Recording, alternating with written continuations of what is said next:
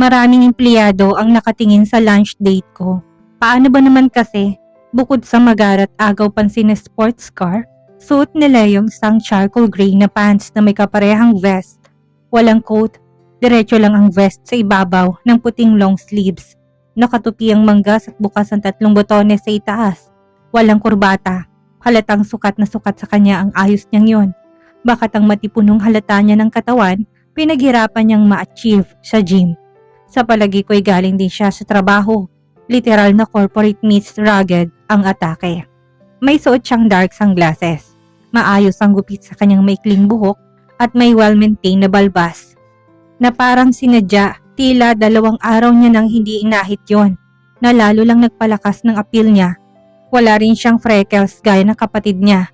Walang duda, isa siyang napakakisig na lalaki. Wow, as always, you are breathtaking. Sabi niyang lapit sa akin. Paano bang mas gumaganda ka pa bawat pagkikita natin, Francesca? Sobra ka namang mambola, Leo. Hinalikan niya ako sa pisngit, binuksan ang pinto ng sasakyan. Hindi lang yon, inabot din niyang kamay ko para tulungan ako sumakay. Pagkaupo ko, sinicure ko ang seatbelt habang pinagmamasdan siyang paikot na naglakad sa kabila. Ang gaan at tino ng kilos niya. Umupo siya sa tabi ko at gumiti na para bang may lihim na plano. Well, hindi na ako magtataka. Magkapatid sila ni Isla at 40 nilang mga plano. Handa ka na ba sa isang culinary adventure? May ipapatikim akong bago. Siguradong maaaliw ka. Culinary adventure? Hindi ba lunch lang ito? May oras ba tayo? Ngayon lang ako na-intriga. Biro ko, magkaibigan kami ni Hugo. Pwede ako makiusap na extend niyang lunch mo. Sa tingin ko naman hindi siya magagalit kung para sa'yo naman ito. Let's go? Ayaw ko nang umabot pa doon. Tutal, kanina pa lang ay sinabihan na ako ng bago kong boss to take all the time I need. Baka tama lang dito na gamitin yon. Isa pa, ayaw ko makarating to kay Floyd. Pagdating namin sa restaurant, napanganga ako. Hindi to tipikal na kainan. Malamang ay exclusive din at 5 stars. Unang beses ko dito. Malalaki ang double iron gates at nakaukit sa ibabaw ang pangalang Copacabana. Pinaliligiran to na lunti ang hardin at sa gitna ay may fountain na napapalibutan ng mga upuan. Ang building ay may klasikong disenyo, mataas ang kisame. May maluwang na veranda na puno ng mesa at napapalibutan ng arko at haligi. Mainit ang kulay na kahel na may puting detalye sa columns. Kaakit-akit at elegante. Pinili namin ang mesa sa veranda. Maliwanag ang araw, asul ang langit, perpektong panahon. Nakakapagtaka pero kahit mainit, hindi maalinsangan. Siguro ay dahil sa makahoy na ambiance ng buong lugar. Francesca, mahal ko talaga ang Latin culture. Hindi lang pagkain, pati ang ambience dito ay kahanga-hanga. Sabi ni Leo, forgive me kung na-overwhelm kita. Ang ganda nga, Leo, parang ayoko umalis dito. Ngumiti siya. Pamilyar ka ba sa pagkain Cuban? Hindi pa, totoo ang sinabi ko, perfect. Nasabi ba sa'yo ni Isla na may Latin blood kami kaya ganun na lang kami ka-incline sa culture nila? Siguro'y hindi base sa reaction mo. Umpisahan natin sa inumin. Isang baso lang, promise. Naisip ko na yon pero hindi na ako nagtanong pa dati. Isang bagong impormasyon yon para sa akin. In that case, ikaw nang bahala. Umalis siya para umorder at nang bumalik ang waiter dala nitong inumin na may kakatuwang pangalan. Papa Double Rum, Maraschino Liqueur, Calamansi Grapefruit Juice at Yellow. Para sa napakagandang kasama ko, ani Leo sabay taas ng baso. Nag-click ang aming baso. Sa unang lagok pa lang, nabighani ako. Presko, malamig, may tamang tamis at asim. Leo, panalo kagad to, sabi ko. Ang sarap, nakakalasing ba to? May trabaho pa ako, ngumiti siya. Hintayin mong matikman ang pagkain. Umorder siya ng picadillo na may arroz congre, ginining na bakat baboy na may olive, sibuyas, paminta at kamatis, kasama ng kanin na niluto sa red beans. Ang amoy pa lang ng mga yun, nakakagutom na, may kasama ring guava juice. Sa unang subo napawawagad ako, dinagdag kong Cuban cuisine sa mga paborito ko. Habang kumakain nagkwento siya tungkol sa mga biyahe niya sa Latin America at kung paano nila sinimula ng mga kaibigan ng bar nila. Magaan siyang kasama, laging may biro at madaldal sa masayang paraan. Para sa dessert, pinatikim niya sa akin ang cappuccinos cubianos. Maliliit na sponge cake na basa sa matamis na syrup. Hindi ko maiwasang mapaungol sa sarap. Tsk, wag mong gawin yan, bulong niya na mas mababa ang boses. Ang hirap pigilan ng sarili kapag ganyan ka. Natawa ko. Sorry Leo, sobrang sarap lang kasi. I see, pero hindi ako mananagot sa mga susunod kong gagawin. Sabi niya sabay dampi ng halik sa likod ng tenga ko na nagdulot ng kilabot sa batok ko. Natapos kami sa isang tasa ng matapang na Cuban coffee bago maglakad sa hardin sa likod. May maliit na law at tulay papunta sa gazebo. Doon siya sumandal sa haligit diretsong nagtanong, isang tanong na alam kong darating pero hindi agad-agad. Totoo bang tapos na kayo ni Floyd?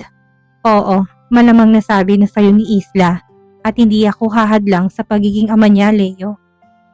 Wala rin kaming kapayapaan kung magkasama. Tumango siya. Alam mong matagal na kitang gusto, Francesca. Respetado ko noon ang relasyon nyo, pero sabi ko sa sarili ko, kapag natapos yun, susubukan ko ulit. Bigyan mo ko ng pagkakataon, lumabas tayo.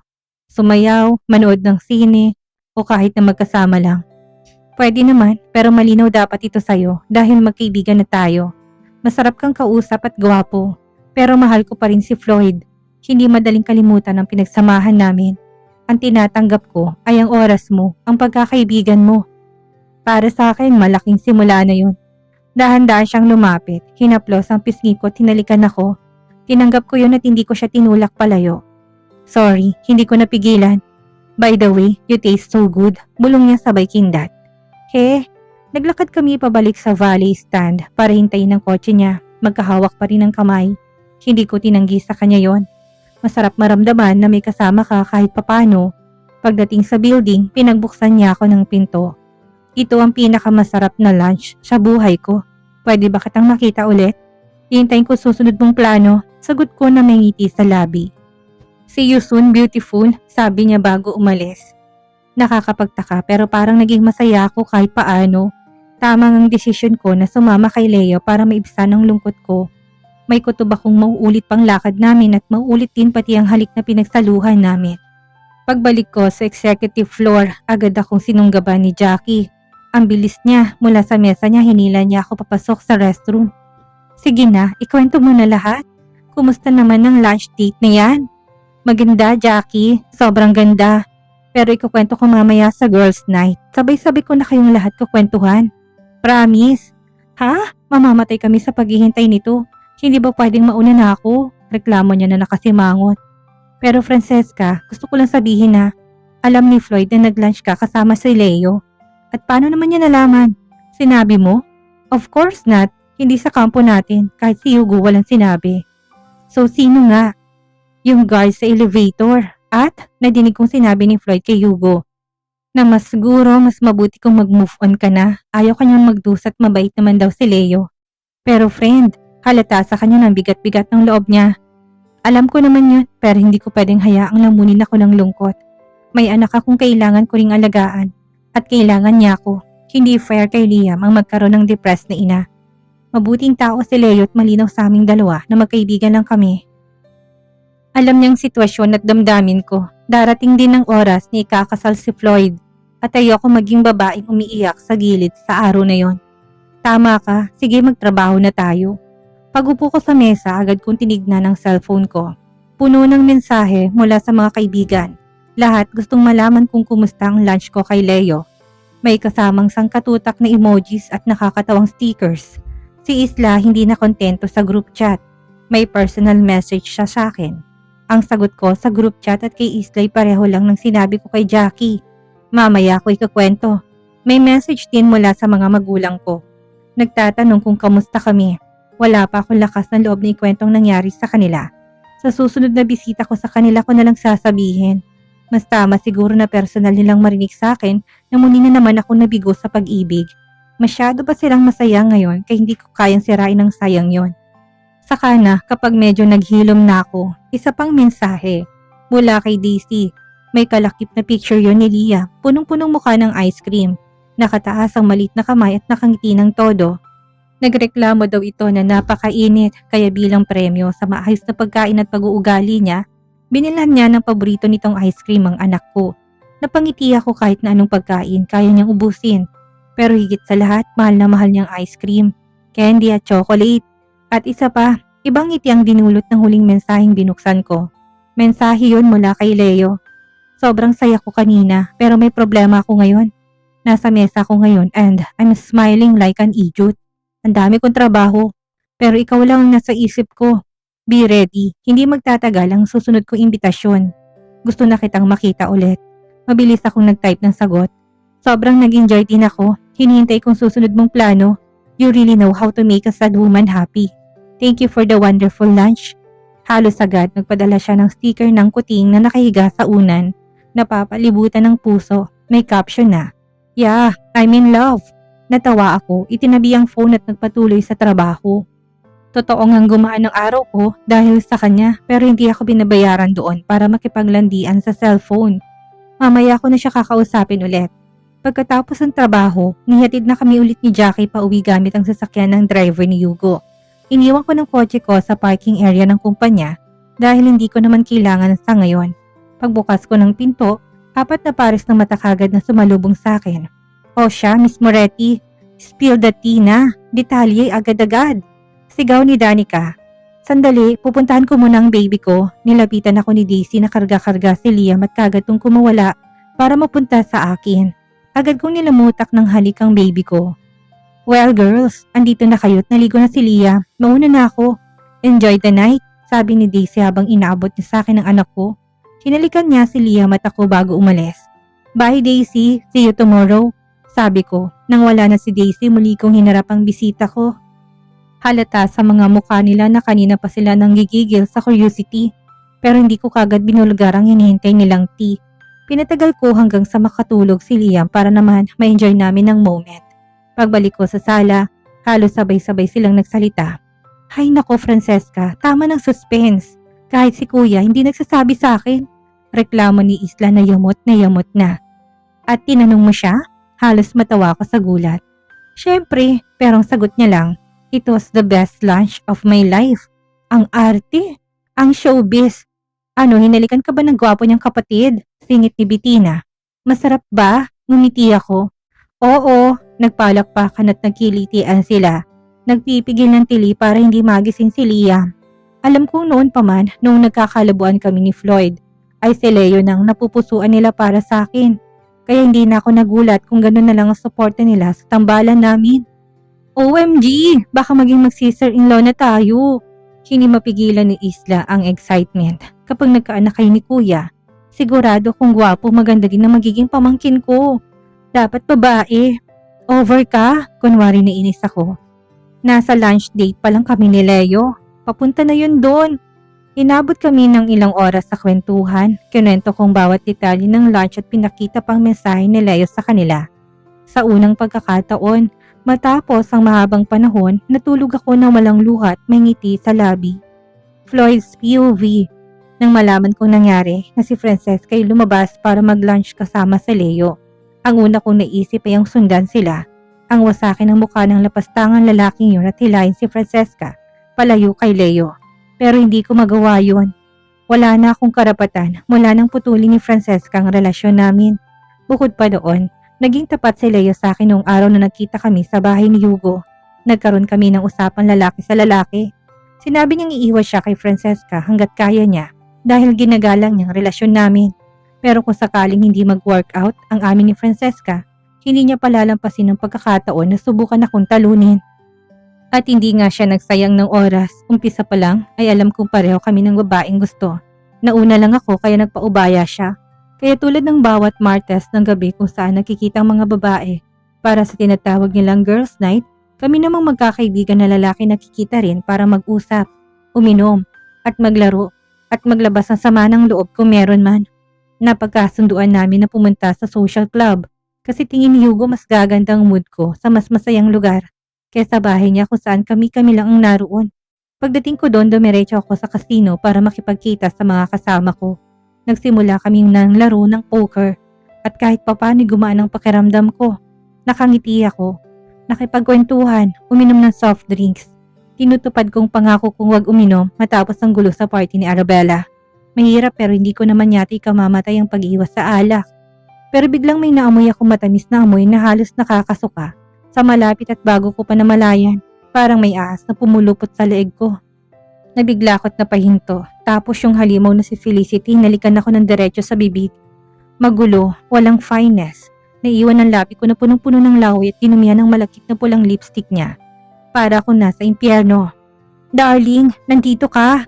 Garalgal na sabi ni Felicity sa nakakainis niyang boses. Masyado masayang babae ito na nakita ako. "Lumayo ka nga sa akin, anak ng..." Singal ko, pilit inaalis ang mga braso niyang nakapulupot sa leg ko. Nandidiri ako na ewan. "Ay, darling, huwag kang magbiro ng ganyan. Nandyan ang mga kaibigan ko, hindi ako nagbibiro. Bitawan mo ko, ngayon din." Sinabi ko na malakas para marinig ng mga tao sa paligid. Wala ako sa mood para sa pang-aasar niya. Okay na sana kanina, sinira pa niyang gabi ko. Binitawan din ako ni Felicity at galit na galit ang muka. Tapos tinuro niya ako sa mas matinis pang boses ay sumigaw. Sinadya niyang tapatan ang lakas ng boses ko para makakuha ng atensyon at simpatya mula sa mga taong naruroon. "Makinig ka, Floyd. Ako ang ina ng anak mo. Ang magiging asawa mo.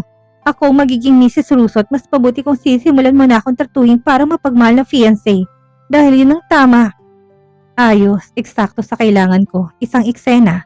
Pinunasan ko mukha ko sa natitira kong pasensya. Sinagot kong drama niya. Ginusto naman niyang umpisa ng eksenang ito, kaya pagbibigyan ko na lang siya na magtanda. Hindi ako magpapahawak sa leeg lalo na sa kanya. "Felicity, makinig ka din. Hindi tayo magpapakasal dahil mahal kita. Dahil sa totoo lang, galit ako sa'yo. Kinasusuklaman kita. Magpapakasal tayo dahil ikaw at ang mahal mong tatay ay patuloy sa pambablackmail sa akin. At sa kung anong dahilan nabuntis ka. Pero hindi ibig sabihin nun na magiging mapagmahal akong fiancé o asawa sa'yo. Hindi ngayon at hindi kailanman." Pero makapal siguro talagang balat nitong si Felicity. Mukhang hindi man lang natinag sa mga sinabi ko. Naka-chin up pa, kahit na halos isuka ko na siya. "Darling, isipin mo, hindi may iwasan ang kasal natin. Tanggapin mo na't hayaang ipakita ko sa'yo na akong para sa'yo. I will give you a happy family. Pangako may in love ka rin sa akin kaagad." "You're crazy. 30 taon mo nang hindi nagawa yan. Paano magagawa yan ngayon at tagadagad pa?" Sabat ni Hugot nagtawanan ng iba. Tinignan siya ni Felicity na parang papatayin niyang best friend ko. "Ang problema kasi, masamang barkada mo." Singhal niya't nakatingin ng masama sa mga kaibigan ko. "Bad influence sila sa'yo. Sa tingin ko, kailangan mo na silang palitan. Why not try to make friends with daddies to be? Para may alam ka na sa pagpapalaki ng anak natin." "Maybe, pero sa tingin ko, mabait pa sila niyan.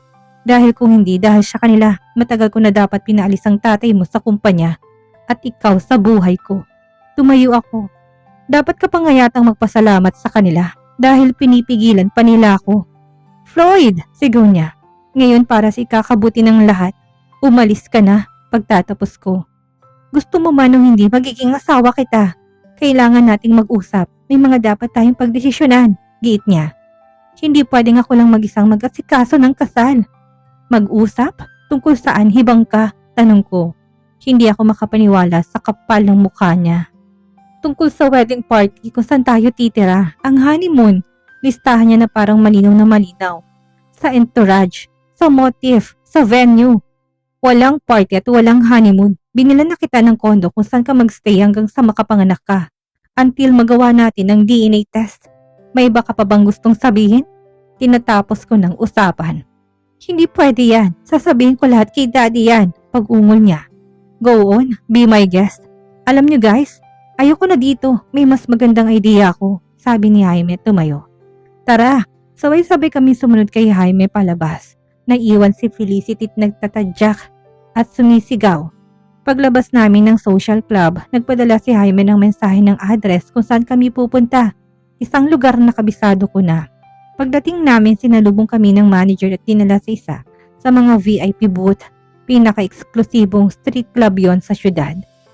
Hindi pa kami nakaupo, dumating na ang 2 waitress na nakapulang mini dress at mataas na stiletto.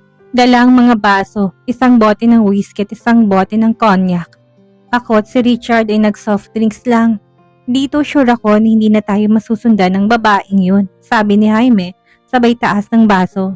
"Magandang lugar, puro magagandang mga waitress at dancers." Uminom kami, nag-usap at humanga sa ganda ng mga babae. Pagsapit ng gabi, mas magana ang loob ko. Umalis pa ako kasama isa sa mga dancers na ilang beses na nagsilbi sa akin. Kailangan ko ng libangan.